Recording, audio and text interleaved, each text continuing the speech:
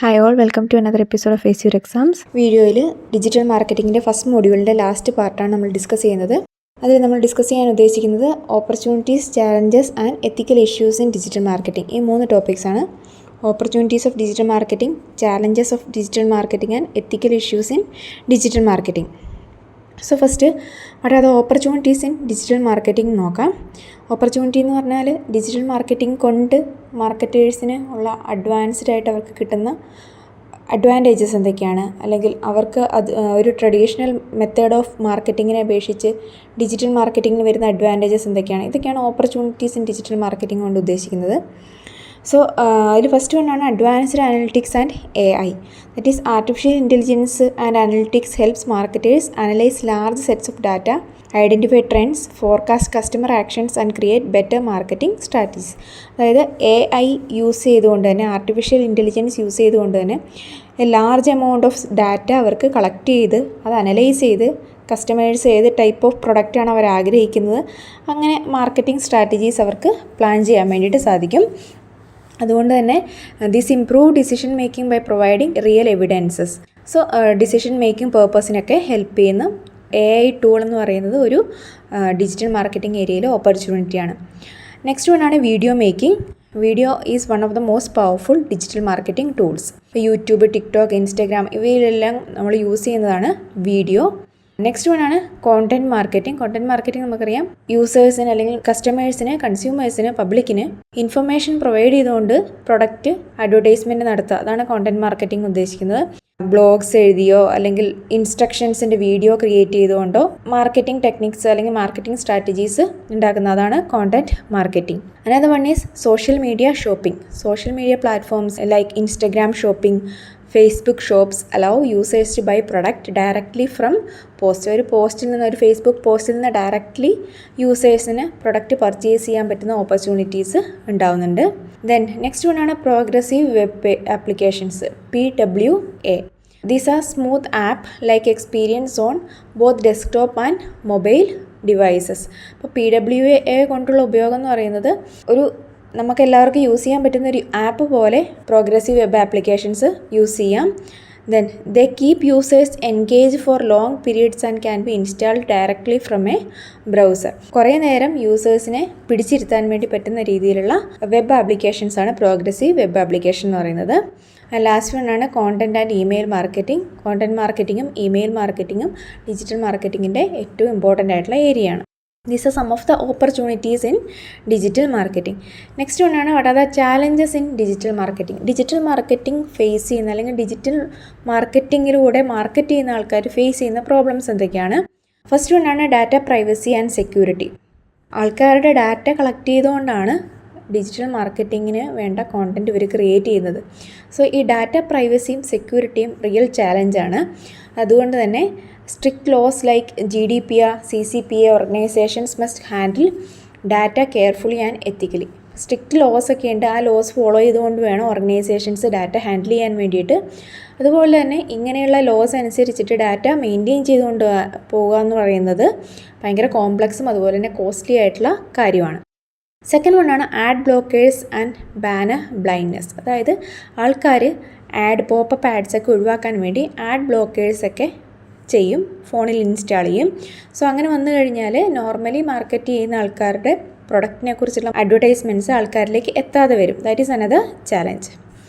Next one is constantly changing algorithm. നമുക്കറിയാം ഓരോ പ്ലാറ്റ്ഫോമിൻ്റെ അൽഗോറിതം മാറിക്കൊണ്ടേയിരിക്കുക, പെട്ടെന്ന് മാറിക്കൊണ്ടിരിക്കുകയാണ്. സോ അതിനനുസരിച്ചിട്ട് മാർക്കറ്റിംഗ് ടെക്നിക്സ് മാറ്റിക്കൊണ്ടേയിരിക്കണം. So this is really complicated for marketers. Next one high competition and market saturation. നമുക്കറിയാം ഡിജിറ്റൽ മാർക്കറ്റിംഗ് എത്രത്തോളം യൂസ്ഫുൾ ആണ്, അതുപോലെ തന്നെ ഭയങ്കര കോമ്പറ്റീറ്റീവാണ്. എല്ലാ ആൾക്കാരും നോർമലി ഉള്ള ആൾക്കാർ പോലും സോഷ്യൽ മീഡിയയിലൂടെയും എല്ലാം ബിസിനസ് ചെയ്യുന്നവരാണ്. സോ ഹൈ കോമ്പറ്റീഷൻ ഉണ്ട്. With more brands going digital the market has become highly competitive. To stand out companies must use creative and unique strategies. അപ്പോൾ ക്രിയേറ്റീവായിട്ട് യുണീക്കായിട്ട് എല്ലാവരിൽ നിന്ന് വേറിട്ട് നിൽക്കുന്ന സ്ട്രാറ്റജീസൊക്കെ യൂസ് ചെയ്താൽ മാത്രമാണ് ആൾക്കാരുടെ അറ്റൻഷൻ നേടിയെടുക്കാൻ വേണ്ടിയിട്ട് സാധിക്കുള്ളൂ. And last one is integration of new technologies. New tools and platforms appear frequently requiring marketers to adapt quickly. Changes വന്നുകൊണ്ടേയിരിക്കുകയാണ്. പുതിയ പുതിയ ടെക്നിക്സും ടൂൾസും വേൾഡിൽ വന്നുകൊണ്ടേയിരിക്കുന്ന സമയത്ത് അതിലേക്ക് ക്വിക്ക്ലി അഡാപ്റ്റ് ചെയ്യുന്ന ആരാണോ അഡാപ്റ്റ് ചെയ്യുന്ന അവർക്കായിരിക്കും കൂടുതൽ പ്രോഫിറ്റ് ഉണ്ടാക്കാൻ വേണ്ടിയിട്ട് സാധിക്കുക. So these are some of the challenges in digital marketing. Last ഏരിയയാണ് നമ്മൾ ഡിസ്കസ് ചെയ്യുന്നത്, which is ethical issues in digital marketing.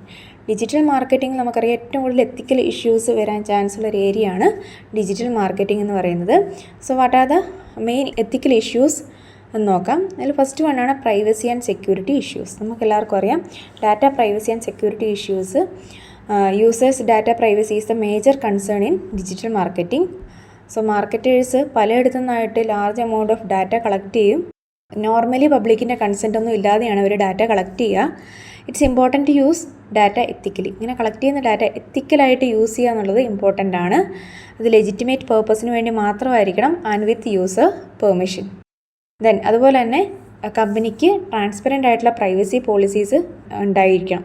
Next ഒന്നാണ് ട്രാൻസ്പെറൻസി ആൻഡ് ഹോണസ്റ്റി ഇഷ്യൂസ്.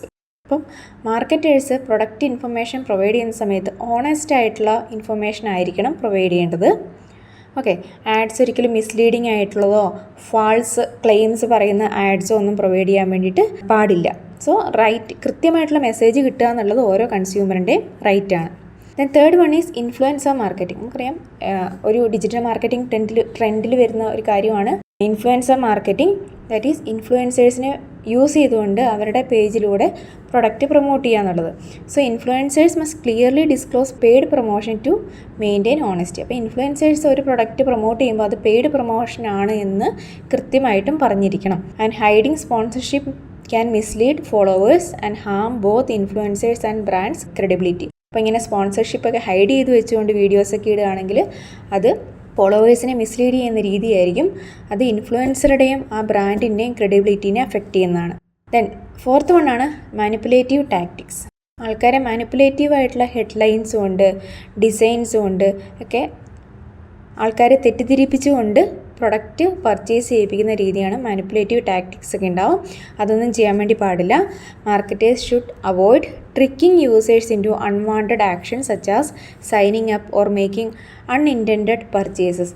ആഗ്രഹിക്കാത്ത ഒരു സാധനം പർച്ചേസ് ചെയ്യിപ്പിക്കുകയോ യൂസറിനെ കൊണ്ട് ഒരു പ്രൊഡക്റ്റിനെ കുറിച്ച് അറിയണമെങ്കിൽ അവരുടെ പേജ് സൈനപ്പ് ചെയ്യുക, ഇങ്ങനെയൊക്കെ പറയുന്ന അൺവാണ്ടഡ് ആയിട്ടുള്ള ട്രിക്കിംഗ് ആക്ടിവിറ്റീസൊക്കെ മാക്സിമം ഒഴിവാക്കണം.